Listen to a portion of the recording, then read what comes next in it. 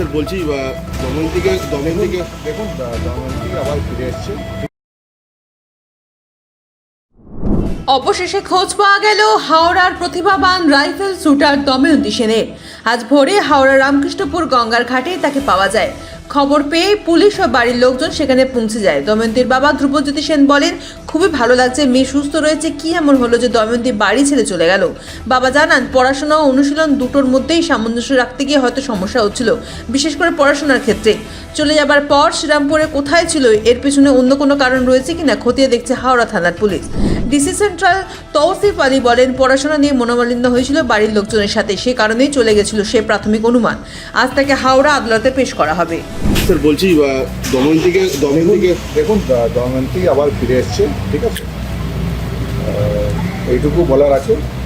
আর ওর কিছু ইস্যুস ছিল বাড়িতে প্যারেন্টসের সাথে, স্টাডিজ আর স্পোর্টস নিয়ে।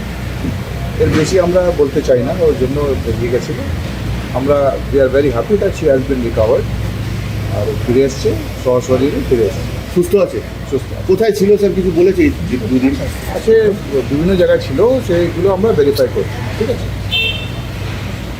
ও প্যারেন্টস কিছু বললে? হ্যাঁ, ওর প্যারেন্টসের আছেন, ওর প্যারেন্টসের সাথে আছেন এখন। ওনাকে এখন কোর্টে প্রডিউস করা হবে, ঠিক আছে। কোথা থেকে পাওয়া গেল? ফিরে এসছে আবার, নিজেই ফিরে এসছে।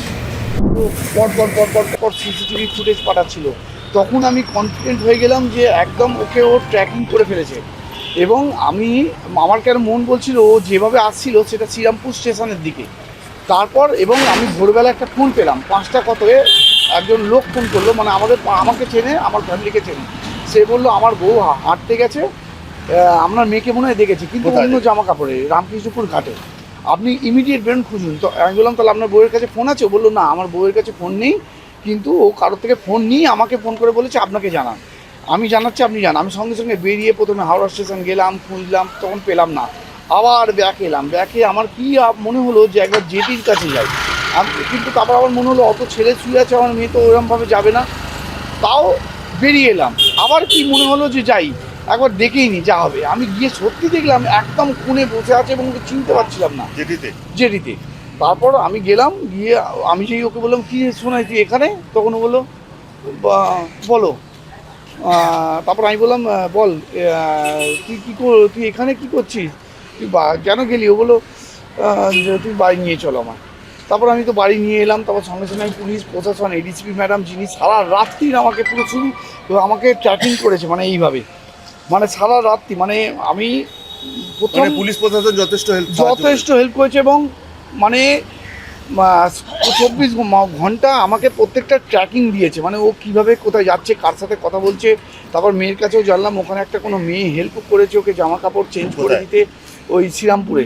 শ্রীরামপুরেই ছিল? হ্যাঁ, কি রমন টাইপ নাম, মানে সাউথ ইন্ডিয়ান বা গ্রামের মেয়ে, খুব ভালো মেয়ে, তাকে খেতেও দিয়েছিল। হ্যাঁ, বন্ধু নয়, একদম স্টেশনেও পরিচয় হয়েছে। ও কাঁদছিল দেখে, বা কাঁদছিল না, ও মনে হয় ওকে যখন জিজ্ঞেস করেছে যে তোমার বাড়ি কোথায়, ও তখন মনে হয় একটু কেঁদে ফেলেছে।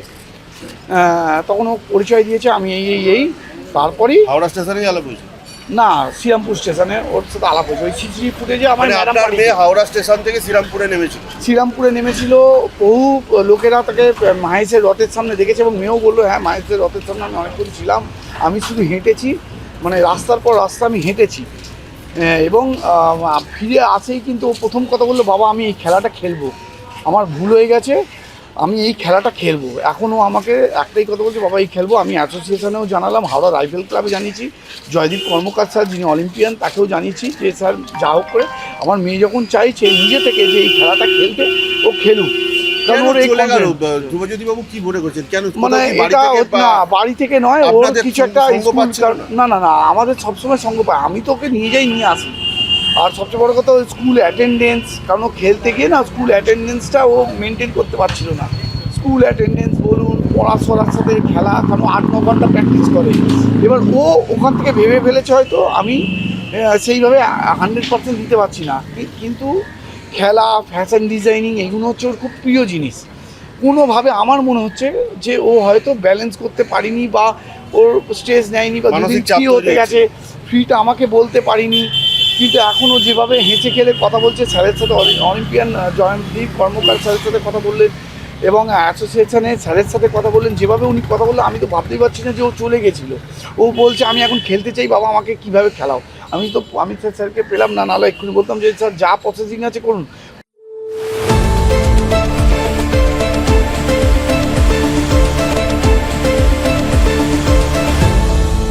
আপনারা দেখছেন এই বেলা বাংলা, শিরোনামে সবার আগে।